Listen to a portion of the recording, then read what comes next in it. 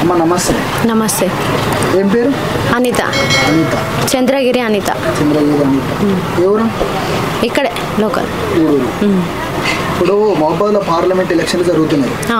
ఇప్పుడు మీరు ఎవరికి సపోర్ట్ చేయాలనుకుంటున్నారు? కాంగ్రెస్కే ఇద్దాం అనుకుంటా. కాంగ్రెస్. అవునా? కాంగ్రెస్ పార్టీకి ఎందుకు ఇద్దాం అనుకుంటున్నారు? ఇక అన్నీ వాళ్ళు చెప్పిన హామీలన్నీ ఓకే అవుతున్నాయి కదా, అందుకని. ఫ్రీ బస్ పెట్టినందుకు మాకు నెలకు 3,000 అట్లా మిగులుతానే. మీరేం చేస్తారు? మేము ఇదే షాపే, బిజినెస్, చెప్పుల షాప్. ఇప్పుడు 6 గ్యారంటీలను పెట్టి ఇవ్వలేదు కదా అన్నీ అంటే ఇక 1 by 1 వస్తూనే ఉన్నాయి కదా. ఇంతకుముందు బీఆర్ఎస్ ప్రభుత్వం బాగుందా, కాంగ్రెస్ ప్రభుత్వం? కాంగ్రెస్దే బాగుంది. మీరు ఎంపీగా మీ ఎంపీ ఎవరు ఇప్పుడు నిలబడ్డది? కాంగ్రెస్ నుంచి బలరాం నాయక్ నిలబడ్డా. థ్యాంక్ యూ అమ్మా.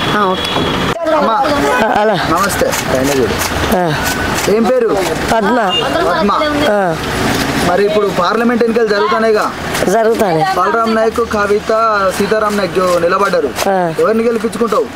ఎవరు గెలిపినంటే ఇప్పుడు మాకు పింఛన్ 2 ఏళ్ళు, మైనస్ 2 సంవత్సరాలు, పింఛన్ లేవు, ఏది లేదు.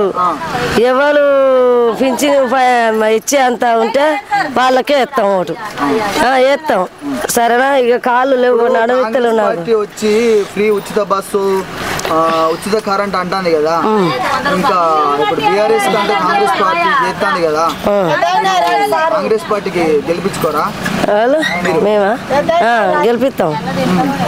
కాకపోతే మీకు మార్కెట్ కావాలి, మార్కెట్ కావాలి, నాకు పింఛన్ కావాలి, నాకు కాళ్ళు లేవు, నడవత్తలేదు. వాళ్ళు గునిపించుకుంటే నాకు భాగం ఇస్తారు, వాళ్ళు భాగం ఇస్తారు. నువ్వు నడతలేవు చెరువు కాడికి, నన్ను నాకు భాగం ఇస్తలేరు, గునిపిస్తారు, నన్ను తిడతారు. అయినా కూడా నా కడుపు కోసం నాకు పింఛన్ వస్తే నేను ఇంటికాడ ఉండి తిందాం అనుకున్నా. పింఛన్ రావట్లేదు. మా ఆయన చచ్చిపోయి 2 ఏళ్ళు వెళ్ళినాయి కూడా, వెళ్తాయి ఇక. ఇండ్లు అని ఇండ్లు వస్తలేవు.